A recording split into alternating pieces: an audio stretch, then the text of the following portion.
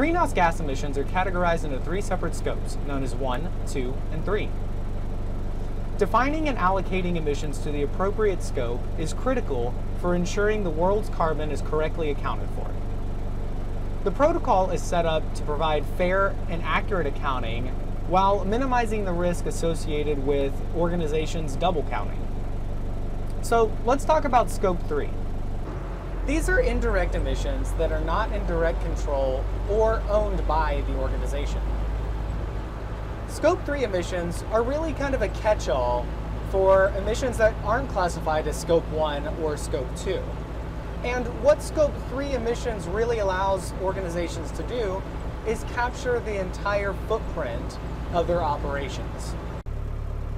While Scope 3 emissions are not owned and controlled by the organization, they may have influence over the emissions.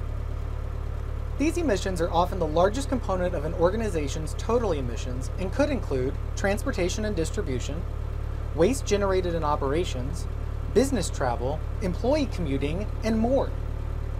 ASHI's Energy to Care program developed an easy-to-follow ECM to guide facilities on how to establish boundaries and delineate between Scopes 1, 2, and Scope 3, and which Scope 3 items to consider tracking and reporting on.